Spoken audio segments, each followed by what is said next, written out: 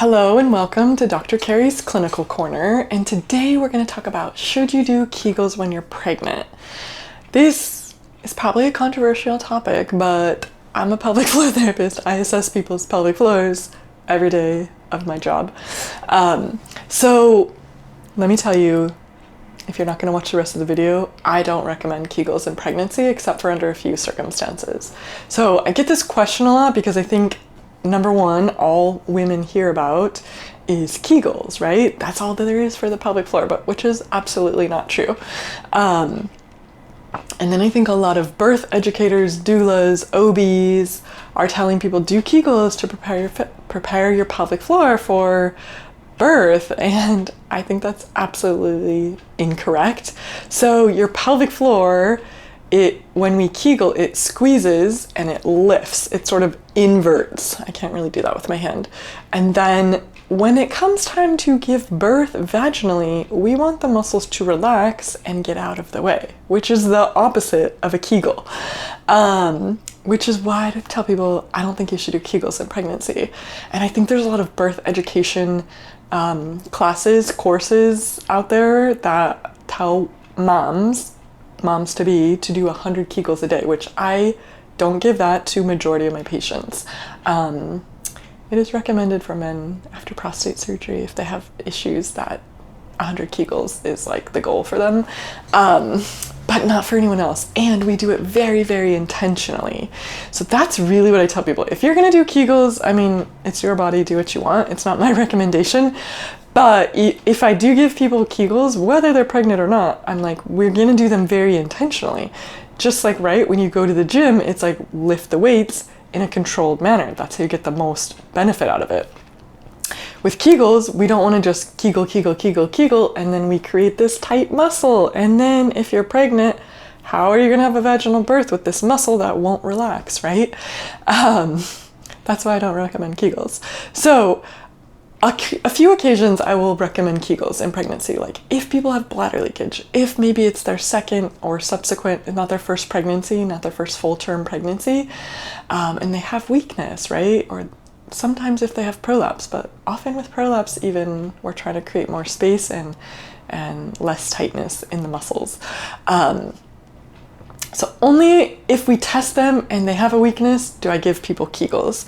And if I do, I give it to them intentionally. I tell them, like, we're gonna do 5 or 10. You're gonna do 5 or 10 at a time, and very intentionally. Squeeze, relax. Feel both parts of that action. Feel the squeeze, feel the relax, and feel what they both feel like, right?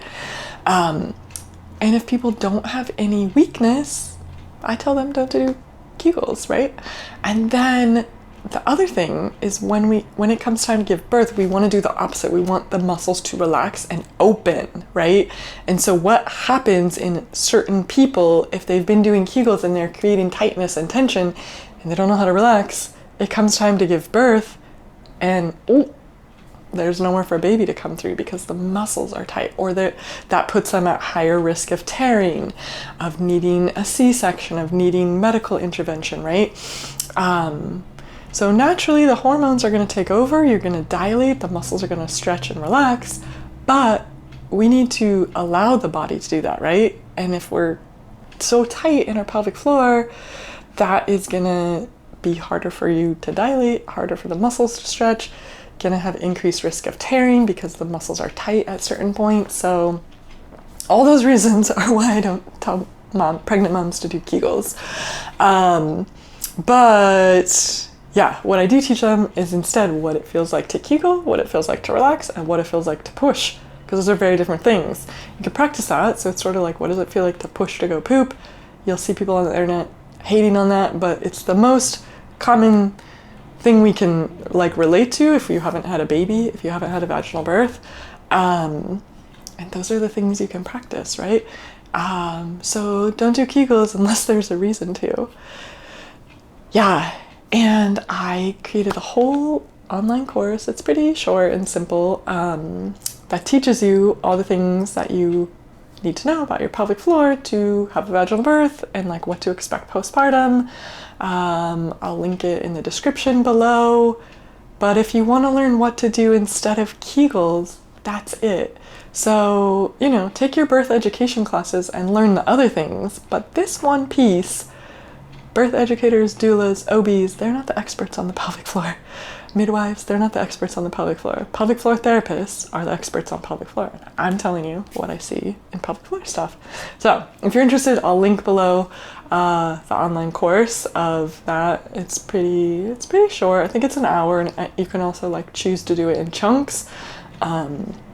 Of what to do with your pelvic floor, how to prepare, birth positions, things like that. And then a whole section on what to expect afterwards, stretches to do leading up to it, all kinds of good information in a pretty short amount of time. So that's it. If you have questions, leave them below. I will try to answer them. And don't do Kegels in pregnancy unless you have a reason to.